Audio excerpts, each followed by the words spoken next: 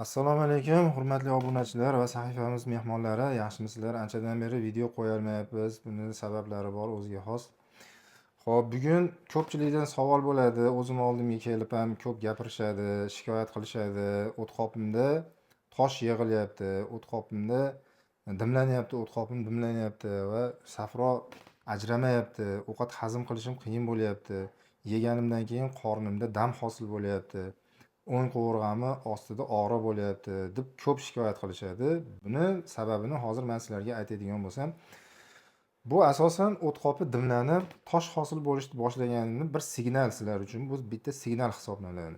O'tqopini vazifasi nima o'zi? O'tqopi nimaga kerak inson uchun? Ba'zilar aytadi, o'tqopimni oldirib tashlaymikan deydi. Nimaga oldirib tashlaysiz? Bu ham bir Xudo bergan bir a'zo. Buni olib tashlaydigan bo'lsangiz, siz keyinchalik doimiy parhezda yurishingizga to'g'ri keladi. Hech qanaqa yog'li mahsulotlarni yeyishga qiynalasiz. Har qanday holatda ovqat hazm qilishda, qorningiz dam bo'lishida sizga bir yordamchi bo'lmay qoladi deb aytaman. Buni tabiiy yo'l bilan avvalo o'sha o't qopida tosh hosil bo'lmasligini oldini olib yurish kerak.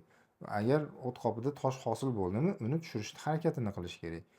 Agar sizda shu o'ng qovurg'angiz ostida ertaman turganingizda og'riq his qilayotgan bo'lsangiz, bu sizni o't qopingizda mayda toshlar yig'ilganini bildiradi. O't qopini vazifasiga yana qaytadigan bo'lsak, o't qopini vazifasi aslida siz yog'li ovqatlar yeganingizda o'sha yog'li ovqatlardagi vitaminlarni organizmga tarqatib berish vazifasi bor bu o't qopini. O't qopi qatdan hosil bo'ladi? O't qopidagi safro qanday hosil bo'ladi? Uni jigar o't qopiga ajratib beradi. Siz og'ir ovqatlar yeganingizda bu o't qopidagi suyuqlik sizga hazm qilish uchun yordamga keladi. Agar siz bu o't qopini oldirib tashlaydigan bo'lsangiz, albatta kelajakda doimiy siz parhezda yurishingizga to'g'ri keladi. Meni oldimga nechta o'sha murojaat qilib kelayotgan kasallarning ichida o'sha o't qopidagi muammosi borlar yoki o't qopini operatsiya qilib oldirib tashlaganlar bilan gaplashganimda har doim aytishadiki, man faqat parhezda yuribman, maza qilib ovqatlanolmayapman, birorta ovqatni ta'mini maza qilib his qilmayapman deb aytishadi. Buni sababini aytadigan bo'lsak, o'sha siz avvalo muzday suvlarni ko'p ichgansiz, o'sha o't qopiga zarar keltiradigan mahsulotlarni ko'p yegansiz. Bu mahsulotlar to'g'risida batafsil hozir to'xtalaman. Eng oxirida mana shu videoni kuzatib turinglar oxirigacha. Eng oxirida uy sharoitida qanday qilib shu tosh hosil bo'lmasligini oldini olib yurish to'g'risida yaxshi tavsiyalar bor. Shularni sizlarga aytib o'tib ketaman. Bu o't qopida tosh hosil bo'lmasligi, safro qo'yiqlashib qolmasligi, o't qopingiz dimlanib qolmasligi uchun nimalar qilib yurish kerak avvalo?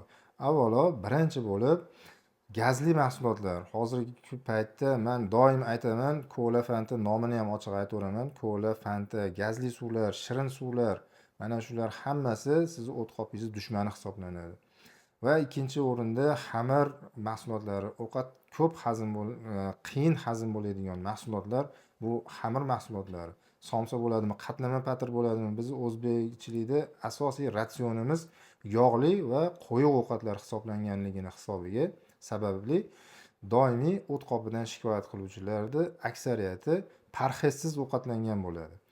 Va boshqa yana bitta sababi, o't qopini dimlanishiga yana bitta sabab aytadigan bo'lsak, buni uchinchi bitta sababi yeyish ichishda och qolib ketish. Ya'ni ko'pchilik ertaman nonushta qilmaydi. Nonushta qilmaganda shu safro qachon ajraladi, qachonki u faollashadi deyilsa, qachonki siz ovqat yeganingizda, kuchli ovqatlar yeganingizda, yog'li ovqatlar yeganingizda, ana o'shanda safro ajraladi. Bu safroni yangilanishiga sabab bo'ladi. Agar siz yog'li ovqatlar yemaydigan bo'lsangiz, kuchli ovqatlar yemaydigan bo'lsangiz, nonushta qilmaydigan bo'lsangiz, safro o'sha paytda qisilmaydi, o't qopi qisilmaydi. Uni sababidan safro ajralib chiqmaydi va buni sababiga ko'ra o'sha nimalar safro o't qopini ichida qolib ketib, qo'yiqlashib, buni hisobiga qum hosil bo'lib, undan keyin tosh hosil bo'ladi. O't qopida tosh hosil bo'lmasligi uchun, qum hosil bo'lmasligi uchun, safro qo'yiqlashib qolmasligi uchun nima qilish kerak? Uy sharoitida oddiy judayam men 4 ta 5 ta hozir tavsiyalarni aytaman. Ana shularga amal qilib yuradigan bo'lsangiz, hech qachon o't qopingizda tosh ham hosil bo'lmaydi, o't qopingizdagi safro qo'yiqlashib qolmaydi va albatta sizda o'sha o'ng qovurg'ani ostida og'riq bo'lmaydi va tilingiz ertaman turganingizda og'zingizda achchiq ta'm hosil bo'lmaydi. Bu birinchisi o't qopida tosh hosil bo'lmasligini birinchi sababi. O't qopida tosh hosil bo'lmasligini birinchi sababi ertaman turganda albatta kletchatkalarga boy mahsulotlar bilan nonushta qilishlik.